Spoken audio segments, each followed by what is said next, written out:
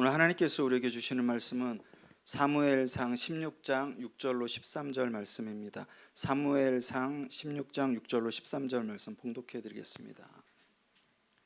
그들이 오매 사무엘이 엘리압을 보고 마음에 이르기를 여호와의 기름 부으실 자가 과연 주님 앞에 있도다 하였더니 여호와께서 사무엘에게 이르시되 그의 용모와 키를 보지 말라. 내가 이미 그를 버렸노라. 내가 보는 것은 사람과 같지 아니하니 사람은 외모를 보거니와 나 여호와는 중심을 보거니라 하시더라. 이새가 아비나답을 불러 사무엘 앞을 지나가게 하매 사무엘이 이르되 이도 여호와께서 택하지 아니하셨느니라 하니 이새가 산마로 지나게 하매 사무엘이 이르되 이도 여호와께서 택하지 아니하셨느니라 하니라. 이새가 그의 아들 일곱을 다 사무엘 앞으로 지나가게 하나 사무엘이 이새에게 이르되 여호와께서 이들을 택하지 아니하셨느니라 하고 또 사무엘이 이새에게 이르되 내 아들들이 다 여기 있느냐. 이새에게 이르되 아직 막내가 남았는데 그는 양을 지키나이다. 사무엘이 이새에게 이르되 사람을 보내어 그를 데려오라. 그가 여기 오기까지는 우리가 식사 자리에 앉지 아니하겠노라. 이에 사람을 보내어 그를 데려오매 그의 빛이 붉고 눈이 빼어나고 얼굴이 아름답더라. 여호와께서 이르시되 이가 그니 일어나 기름을 부으라 하시는지라. 사무엘이 기름 물병을 가져다가 그의 형제 중에서 그에게 부었더니 이날 이후로 다윗이 여호와의 영에게 크게 감동되니라. 사무엘이 떠나서 라마로 가니라. 아멘.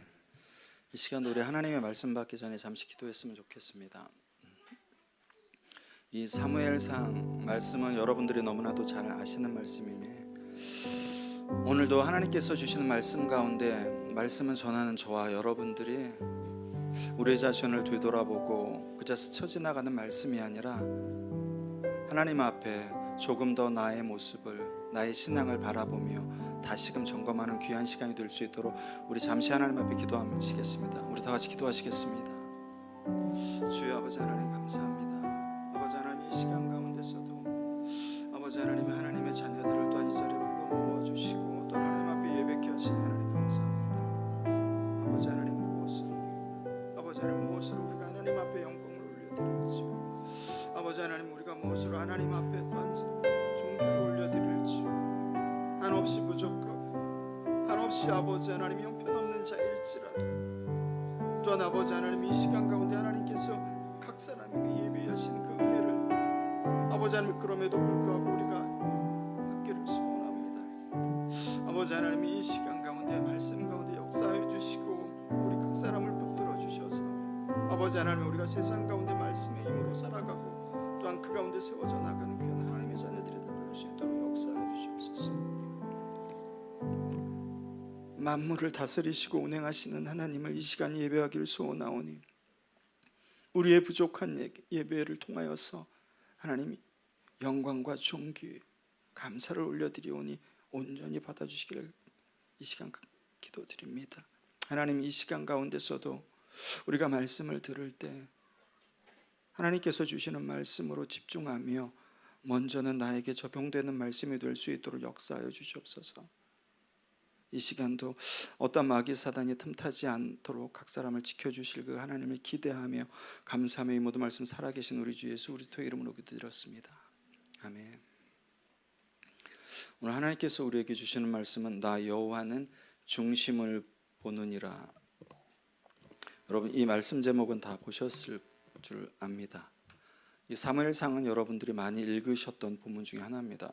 제가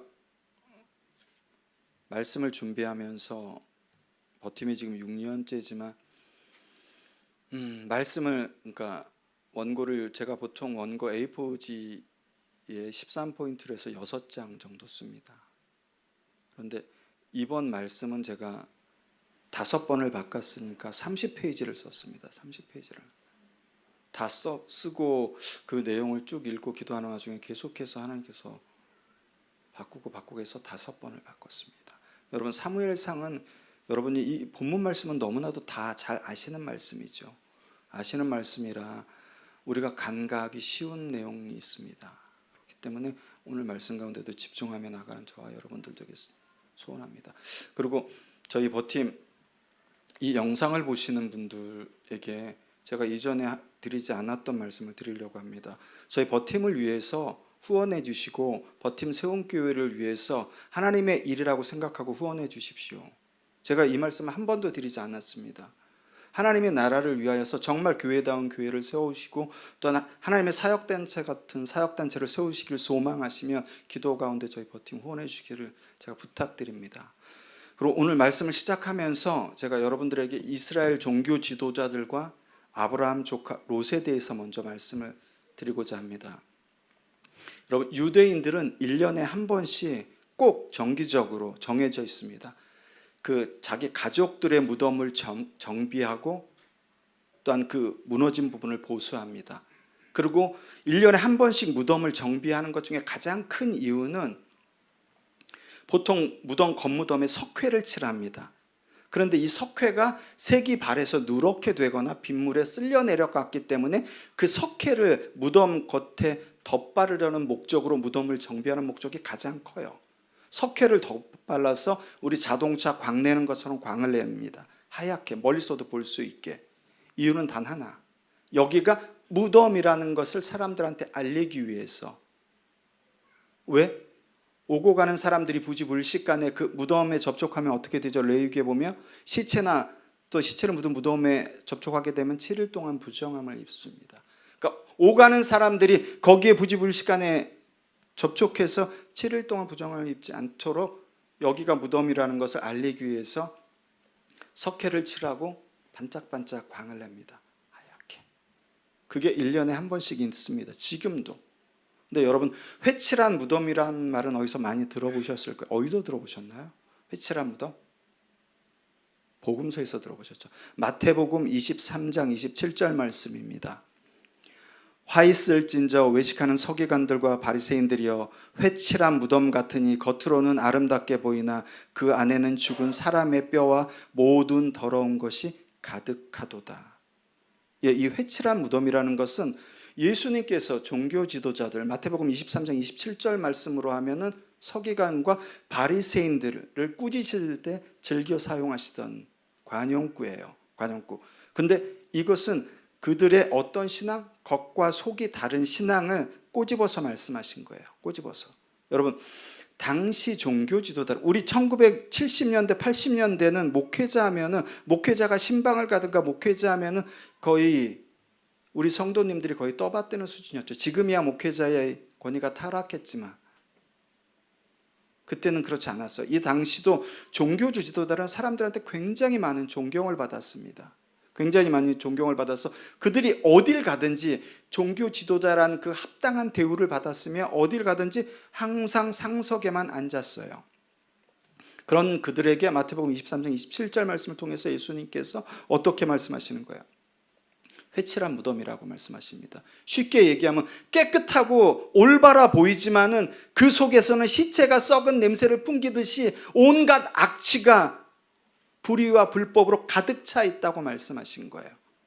너희가 어디 가서 대접을 받고 상석에 앉고 사람들이 보기에 옳게 보이지만은 너희 안에는 시체가 부패해서 썩은 것처럼 온갖 악취가 모든 불법과 불의로 가득 차 있어라고 얘기를 하는 거예요. 근데 예수님께서 더 중요하신 말씀은 이게 너희들만 그런 게 아니라 너희들과 접촉하는 사람들조차도 잘못된 길로 인도한다는 거예요. 잘못된 길로. 그 다음은 여러분, 종교 지도자 말고 제가 아브라함 조카 롯에 대해서 말씀드리겠습니다.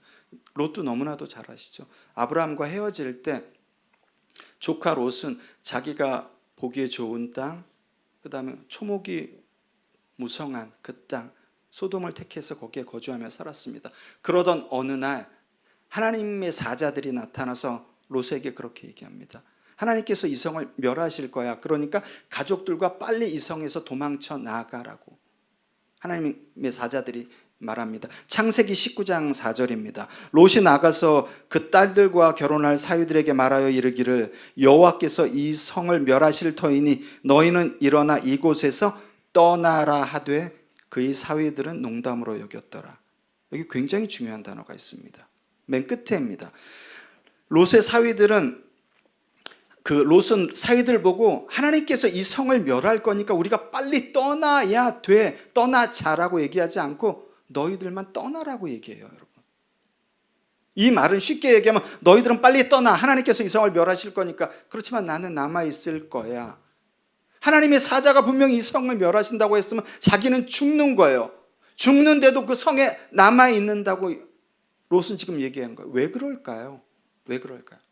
그것은 아브라함과 롯이 헤어졌을 때 롯이 그 소돔 땅을 택했던 이유와 동일한 이유입니다.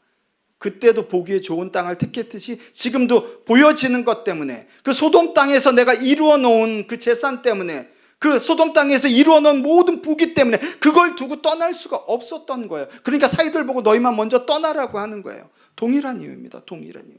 그래서 하나님의 사자들이 어떻게 하죠? 롯의 손을 급히 이끌어서 성 밖으로 대피시키죠. 성 밖으로 대피시킵니다.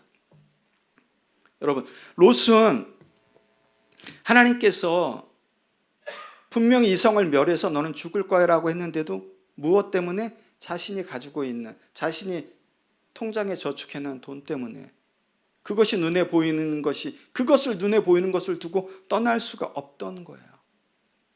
롯에게는 여러분 쉽게 말씀드리면 자기 목숨보다 자기가 이루어 놓은 재산이 훨씬 더 컸던 겁니다. 컸던 거예요.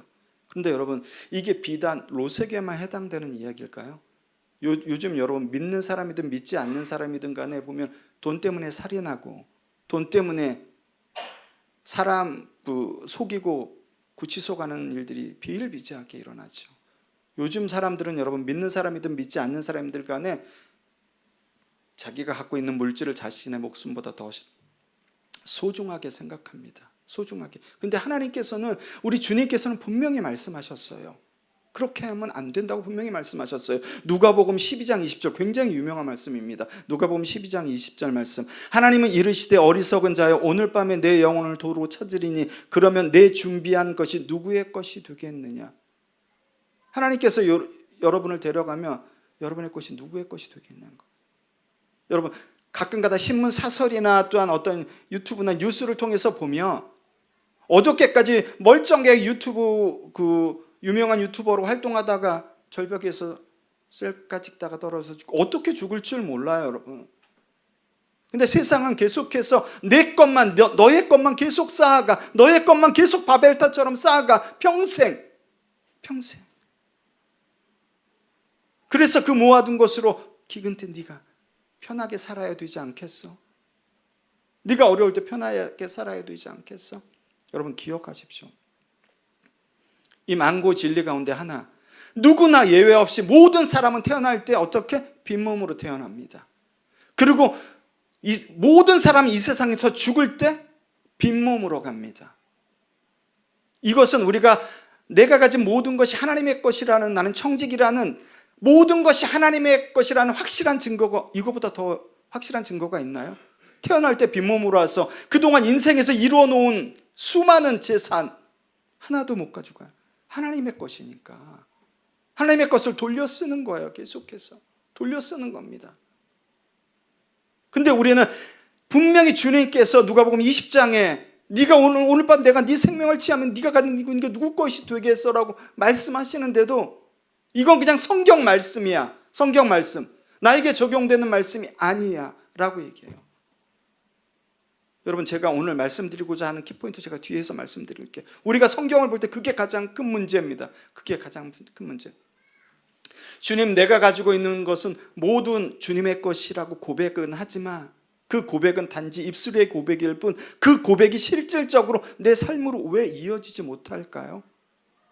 우리 다 고백하잖아요. 내가 가진 모든 것은 주님의 것입니다. 저는 청직입니다. 고백은 합니다. 그런데 그 고백이 왜 우리의 삶 가운데로 이어지질 못할까요? 왜 이어지질 못할까요? 오늘 말씀을 통해서 그 이유를 제가 정확하게 여러분들한테 묵상한 말씀을 나누고자 합니다. 분명히 제가 앞에서 종교 지도자들과 롯에 관해서 말씀을 나눴습니다.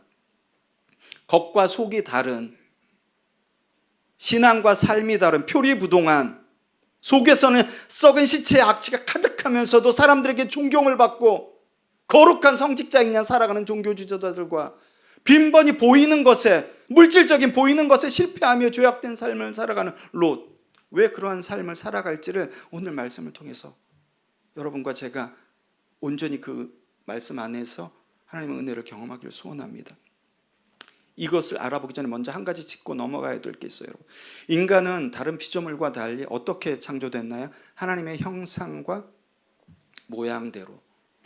여러분, 창세기 하나님의 형상과 모양대로라는 이 젤렌과 데무트는 굉장히 중요합니다. 이 하나님의 형상과 모양대로를 목사님들이 설교하시면서 전혀 다른 의도로 설교하시는 목사님들이 태반이에요. 이 젤렌과 데무트는 굉장히 중요한 단어예요. 제가 우리 버팀 앞전 설교에서도 말씀드렸지만 우리들은 하나님의 형상과 모양대로 창조됐습니다. 그런데도 불구하고 다른 피조물들과 달리 인간들은 처음서부터 보여지는 것 때문에 타락했고 보여지는 것 때문에 죄를 범했어요. 창세기 3장 6절 말씀입니다. 여자가 그 나무를 본즉 먹음직도 하고 보암직도 하고 지혜롭게 할 만큼 탐스럽기도 한 나무인지라. 여자가 그 열매를 따먹고 자기와 함께 있는 남편에게도 주매 그도 먹은지라. 선악과의 모습이 어떻다고요? 여러분? 먹음직하고 보암직하고 탐스럽기까지 해요. 그 결과 하와는 그 선악과를 따먹었습니다. 그것뿐만이 아니라 어떻게? 남편인 아담에게도 주워 먹게 했습니다.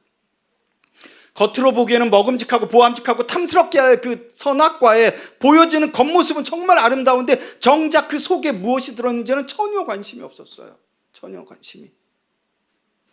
그것을 따먹은 결과 그 속에는 돌이킬 수 없는 죽음이라는 결과물이 있었습니다. 죽음이라는 결과물. 그렇기 때문에 인간은 애초부터 하나님의 형상과 모양대로 창조됐음에도 불구하고 처음서부터 보여지는 것 때문에 타락했고 보여지는 것 때문에 죄를 범했어요. 그래서 누구나 다 죽게끔 된 거예요. 여러분. 이것을 기억하시고 오늘 본문을 통해서 어떻게 하면은 모든 것이 주님의 것이라고 고백했는데 이 고백이 나의 삶으로 이어질 수 있는지, 어떻게 하면은 종교 지도자들처럼 겉과 속이 다른, 신앙과 삶이 다른 표리부동한 삶을 살아가지 않고 일치된 삶을 살아갈 수 있는지, 어떻게 하면 롯과 같이 보여지는 것에, 드러나는 것에 현혹되지 않고 미혹되지 않고 하나님의 말씀대로 살아갈 수 있는지를 알아보려고 합니다. 오늘 말씀 전에, 오늘 말씀이 16장 6절부터 13절이죠. 그럼 말씀 바로 앞부분이면 1절부터 5절 말씀이죠. 사무엘상 16장 1절부터 5절 말씀 중에 가장 중요한 내용이 무슨 내용인가요? 가장 중요한 내용이 하나님께서 사울을 버리셨다는 내용이에요. 1절부터 5절은 하나님께서 사울을 버리셨다는 내용이에요. 1절 상반절 말씀 읽어드리겠습니다. 여호와께서 사무엘에게 이르시되 내가 이미 사울을 버려 이스라엘 왕이 되지 못하게 하였거늘. 그렇다면 여러분, 하나님께서 사울을 왜 버리셨을까요? 사무엘상을 쭉 읽어가다 보면 그 이유가 두 군데 나옵니다. 근데 사무엘상 15장을 보면 하나님께서는 분명히 아말렉과의 전쟁에서 모든, 성경에 보면 모든 소유를 진멸하라고 말씀하세요. 모든 소유에는 인간과 가축 모든 것이 다 포함이 됩니다. 진멸, 해렘, 완전히 다 죽이라는 거예요. 하나도 씨도 남기지 말고 다 죽이라고 명령하셨습니다. 근데 여러분들도 너무 잘 아시다시피 사울이 어떻게 했나요? 아말렉 왕 아각은 살려주고 또 전리품 중에 가장 좋은 소와 양은 남겨두었습니다. 그 이유를 뒤에 가서 하나님께 제사 드리려고 그렇게 이제 사울이 얘기하지만 남겨두었어요. 그리고 사울은 뻔뻔하게 사무엘에게 거짓말합니다. 사무엘 선지자에게 하나님께서 명령하신 대로 다 행했습니다. 사무엘상 15장 13절을 쉬운 성경으로 제가 읽어드릴게요. 그 후에 사무엘이 사울에게 갔습니다. 사울이 말했습니다. 여호와께서 당신에게 복 주시기를 빕니다. 나는 여호와의 명령에 순종했습니다. 순종했다고 얘기합니다. 네, 표면적인 이유로는 위에서 말씀드린 사울이 아말렉과의 전투에서 모든 것을 진멸하지 않았기 때문에 하나님께서 사울을 버리신 것처럼 보입니다. 그러나 이미 하나님께서는 그 이전에 어떠한 사건을 통해서 사울이 아닌 다른 사람을 백성의 지도자로 삼으시기로 결정을 내리셨습니다. 이미 결심하신 후에요. 사무엘상 13장 14절입니다.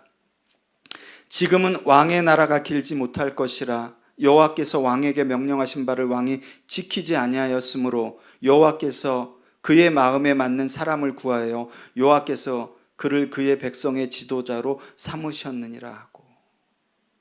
뭐라고요? 이게 무슨 말인가요? 지금 사무엘상 13장 14절 말씀이, 여러분 사무엘상 13장에 보면은 사울이 블레셋과 대치하고 있습니다. 블레셋과 대치하고 있어요. 그러면서 사무엘을 기다리고 있습니다. 사무엘을 왜 사무엘을 기다릴까요? 사무엘이 사울 왕한테 7일 동안 기다리라고 얘기했어요. 그것은 사무엘이 말이 아니라 하나님께서 사무엘을 통해서 하나님의 명령을 사울에게 내리신 거예요. 7일 동안 기다려라. 그런데 사무엘이 약속한 날짜에 오지 않자 어떻게 했죠? 사울이 자기 자신이 제물을 태워서 드리는 번제를 드렸어요. 그 후에 사무엘이 도착하자 사울이 이렇게 얘기합니다. 사무엘 선지자님, 군사들은 하나둘씩 다 떠나가고 이 블레셋은 저 믹마스에서 지금 저 떼거지로 모여 있는데 당장이라도 길갈 나한테 내려와서 쳐들어올 것 같아서 어쩔 수 없이 내가 하나님 앞에 제물을 태워드리는 번제를 드렸습니다라고 얘기를 해요. 그렇게 고백을 합니다. 여러분, 이 일이 있은 후에 하나님께서는 사울 왕을 버리시기로 한 거예요. 다시 말씀드리면 사무엘상 15장에 아멜렉과의 전투에서 모든 것을 진멸하기 이전에 이미 사무엘을 통해서 7일 기다려라고 했을 때 그 명령에 불순종했기 때문에 하나님께서는 이미 사울을 버리시기로 결정하신 거예요. 그리고 바로 이 일 후에 오늘 본문, 하나님께서 사무엘을 통해서 베들레헴 사람 이새의 집에 이새의 아들들을 불러 모으죠. 왜? 다윗에게 기름을 부으시려고. 불러 모았을 때 첫 이새의 아들 엘리압을 보고 뭐라고 그러죠? 엘리압의 외모를 보고 사무엘이 하나님께서 기름 부으실 자가 이자구나라고 생각하죠. 그때 하나님께서 굉장히 중요한 말씀을 하십니다. 오늘 본문 7절 하반절 말씀입니다. 내가 보는 것은 사람과 같지 아니하니 사람은 외모를 보거니와 나 여호와는 중심을 보느니라. 여러분, 우리 이 말씀 굉장히 많이 씁니다. 하나님은 중심을 보셔. 우리 어떤 거, 우리 지체와 어디 밖에 나가서 얘기할 때 서로 대화 가운데 이 말씀 굉장히 많이 쓰는 말씀이에요. 하나님은 중심을 보셔. 그러면 여러분, 하나님이 보시는 중심이 무엇인지를 아셔야 되는 거예요.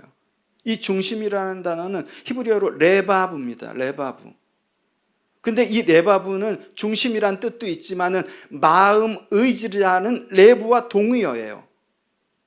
근데 더 기가 막힌 것은 구약에서는 레바브라고 쓰이지만은 대부분이 다 레브라는 의미로 쓰였어요. 다시 말씀드리면 이 중심이란 말은 마음, 의지란 뜻이 훨씬 더 강해요. 내가 보는 것은 사람과 같지 않냐고. 사람은 외모를 보지만 나 여호와는 너희의 마음을 보는 거야, 의지를 보는 거야 라는 뜻이에요. 의지를 보는 거라는 뜻이에요. 하나님의 뜻대로 얼마나 행하려고 했는지 그 의지를 보는 거야. 그게 하나님께서 중심을 보신다는 거예요. 하나님과의 바른 관계를 맺으면서 백성을 잘 다스려 오던 사무엘 선지자도 순간 보여지는 겉모습에서 하나님의 말씀대로 객관적인 입장에서 받지 않고 자기 주관적인 관점에서 저 사람이 하나님께서 세우실 기름 부을 자구나라고 생각했습니다. 그렇게 여러분, 우리는 하나님의 말씀을 읽고 듣고 묵상합니다. 그런데 하나님의 말씀대로 살진 않아요. 왜 그렇죠?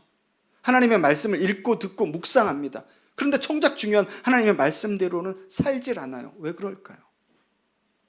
하나님께서는, 여러분 기억하셔야 될 것은, 하나님께서는 중심을 보십니다. 다른 말로 하면 우리의 마음을 보십니다. 우리의 의지를 보십니다. 그런데 우리가 하나님의 말씀을 읽고 묵상하고 듣고 하면서도 말씀대로 사지 않는 것은, 우리는 하나님과 달리 그 마음을 보시고 그 사람의 의지를 보시고 속을 보시는 하나님과 달리 우리는 보여지는 겉모습과 드러난 모습만 보기 때문에, 겉모습을 쫓아가기 때문에, 겉모습만 화려해 보이는 그것만 쫓아가기 때문에 하나님의 말씀을 듣고 읽고 묵상해도 그것대로 살 수가 없는 거예요. 여러분, 이유는 너무나도 간단합니다. 하나님의 말씀을 맨날 읽고 맨날 묵상하지만 그 말씀대로 살아가지 않으면 여러분, 그것은 그냥 다른 종교에서 외우는 주술과 똑같습니다. 아무 의미가 없어요. 아무 의미가 없습니다.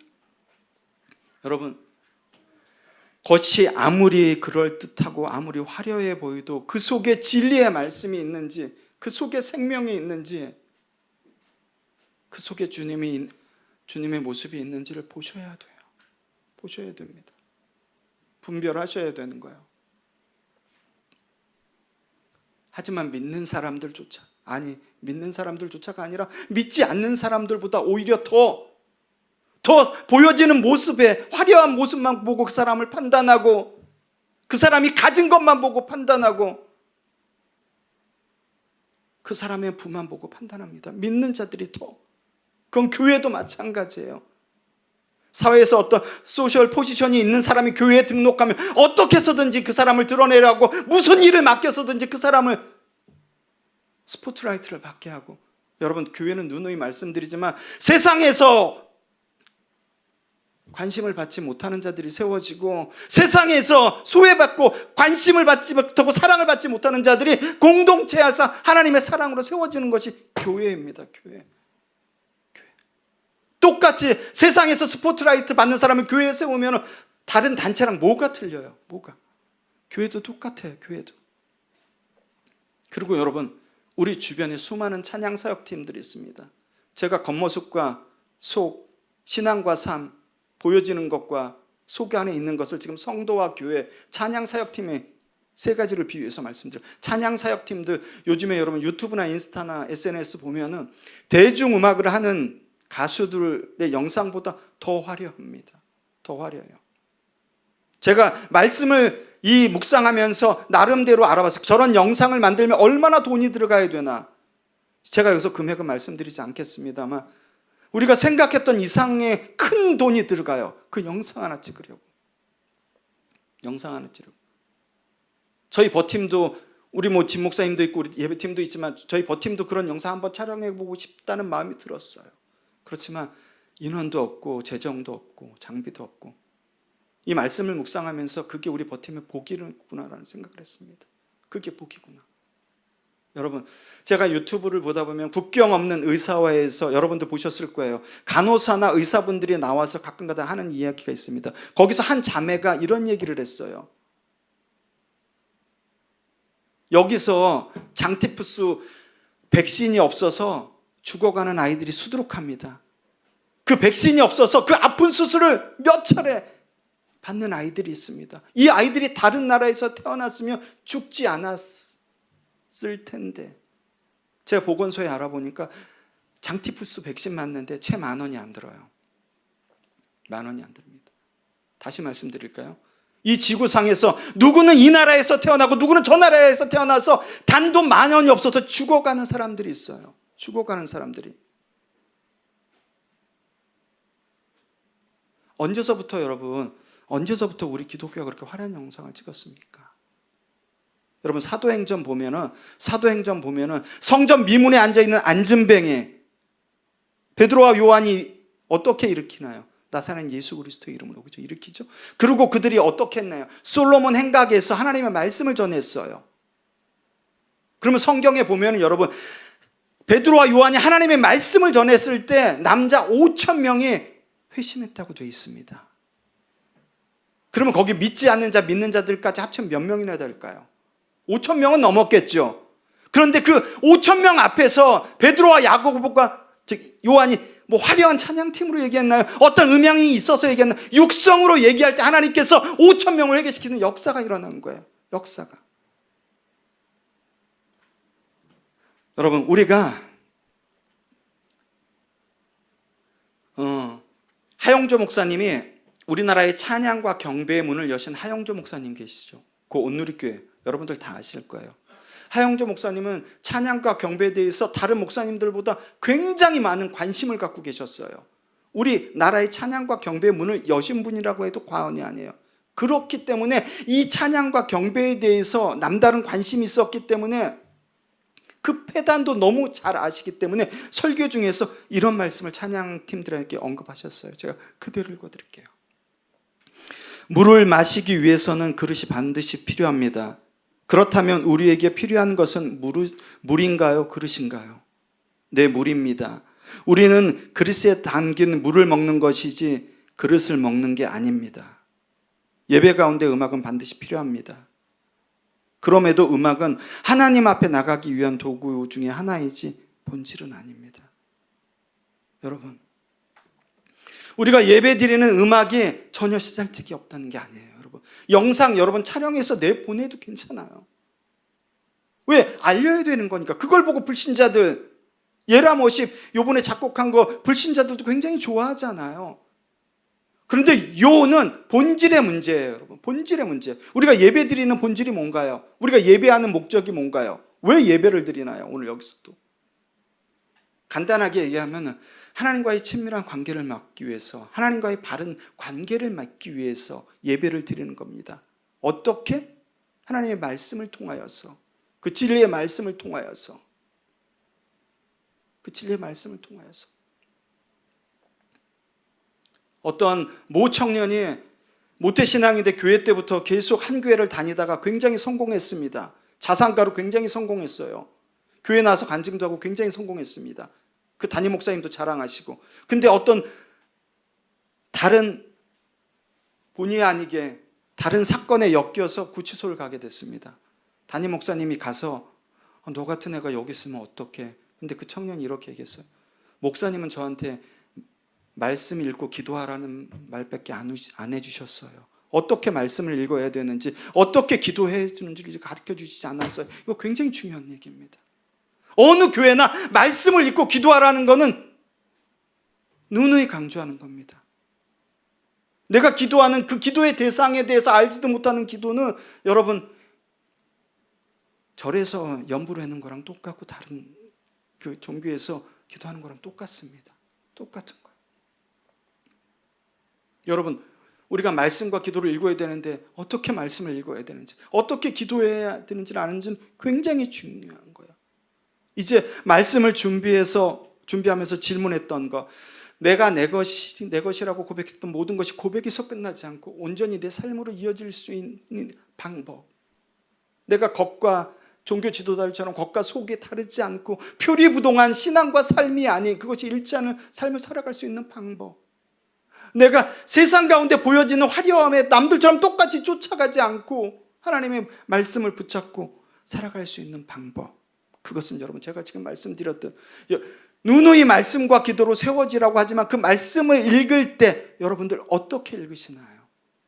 하나님의 말씀은 여러분이 읽고, 여러분이 지금 제가 말씀하는 것을 듣고 읽고 묵상할 때는 반드시 객관적으로 하나님의 말씀을 읽고 듣고 묵상하셔야 되는 거예요.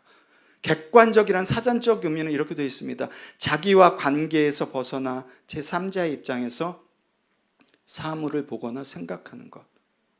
그 국어 사전에 보면 객관적의 반대말은 주관적, 다 아시죠? 근데 더 놀라운 것은 반대말에 두 가지가 적혔어요. 주관적 있고 또 하나는 자의적. 여러분, 위에서 말씀드렸던 그 사울과 종교 지도자들, 그 누구보다도 하나님의 말씀을 하나님의 말씀대로 객관적으로 전해야 될 자들이 오히려 지극히 주관적으로, 지극히 자의적으로 자기 이익을 위해서, 야망을 위해서 그렇게 전했던 표본이에요. 우리 그리스도인들이, 저와 여러분들이 냉철하게 내 자신을 바라볼 수 있는 것은, 내 자신을 객관적으로 바라볼 수 있는 것은 유일한 방법은 하나님의 말씀 앞에 섰을 때, 어떻게? 하나님의 객관적인 말씀 앞에 섰을 때 여러분 온전히 나의 자신을 바라볼 수 있어요. 쉽게 말씀드릴까요? 내 자신을 내 눈이 아닌 하나님의 눈으로 바라볼 때 우리는 우리 자신을 정확하게 바라볼 수 있습니다. 옛날에 여러분 예능의 프로그램에 보면 큰 스티로폴에 어떤 사람의 동작을 이렇게 파두고 그 스티로폴이 막 오고 끝에서 사람이 이렇게 그 형틀에 맞춰서 있는 그 프로그램이 있었어요. 그래서 그 형틀에 맞춰서 통과하면 괜찮고 그렇지 않으면 물에 빠지고, 그 끝에 있는 사람은 그 다가오는 스티로폴 그 형상에 맞춰야 되겠죠. 그래야지 물에 빠지지 않겠죠. 마찬가지입니다. 하나님의 말씀을 내 삶과 신앙에 맞추는 것이 아니라 우리의 삶과 신앙을 하나님의 말씀에 맞춰야 되는 거예요. 그게 여러분 하나님의 말씀을 객관적으로 보는 거예요. 근데 우리 대부분은 내 신앙과 삶에 하나님의 말씀을 갖다 맞추니까 여러분, 제가 단언코 얘기합니다. 그렇게 모태신앙으로, 그렇게 어떻게 목사로, 전도사로, 성도로 평생 하나님 앞에 갈 때까지 신앙생활을 하시게 되면 저 개인적으로는 절대 하나님 나라에 들어갈 수 없다고 생각해요. 하나님이랑 우상을 만들어서 그렇게 섬겨왔으니까 하나님은 아닌데. 여러분, 우리가 하나님의 말씀을 객관화한다는 것은 제가 말씀드렸듯이 내 신앙과 삶에 하나님의 말씀을 맞추는 것이 아니라 하나님의 말씀에 내 신앙과 삶을 맞추는 거예요. 그것이 여러분들을 오롯이 정확하게 바라볼 수 있는, 지금 내 신앙을, 지금 내가 어떠한 상태인지를 정확하게 바라볼 수 있는 기준이 되는 거예요. 기준이. 여러분, 우리가 하나님의 말씀이라는 거울 앞에 매일매일 설 때 내 신앙과 삶을 하나님의 말씀이라는 거울 앞에서 매일매일 객관적으로 비춰볼 때만 지금 말씀드린 것, 모든 것이 내 것이라는 고백이 입술의 고백으로 끝나지 않고 반드시 내 삶의 고백으로 흘러갑니다. 하나님의 말씀이라는 거울 앞에 매일매일 내 자신을 객관적으로 비춰볼 때 내가 겉과 속이 다른 표리부동한 삶을 사는 것이 아니라 일치된 삶을 살아갈 수 있어요. 하나님의 말씀이라는 거울 앞에 내가 객관적으로 내 모습을 비춰볼 때 이 세상에 화려해 보이는 것에 쫓고 화려해 보이는 것에 몰려가고 그것을 쫓아가는 아두담을 범치 않게 될 수 있어요. 그리고 더욱더 은혜가 되는 것은 하나님의 말씀이라는 그 거울 앞에 매일매일 내 신앙과 삶을 객관적으로 비춰볼 때 내가 얼마나 형편없는 존재인지, 내가 어떠한 인간인지를 낱낱이 보게 되는 거예요. 그것이 은혜인 거예요. 그렇기 때문에 그 말씀 가운데서 여러분들이 일어날 수 있는 거예요. 나 같은 인간도 지금 이 상태에서 하나님께서 잡아주셨구나. 우리가 객관적으로 봐야 될 이유가, 가장 큰 이유가 마지막이에요. 마지막. 내가 얼마나 형편없는 존재인지, 내가 얼마나 하나님 앞에 설 수 없는 존재인지를 바라보셔야 되는 거예요. 그때 비로소 길이요 진리요 생명 되신 예수 그리스도를 우리가 온전히 의탁할 수 있고, 길이요 진리요 생명 되시는 그 주님만이 내 삶의 주인이 되시는걸 내가 고백하며 붙잡으며 나아갈 수 있는 거예요. 여러분, 세상은 사탄이 지배하는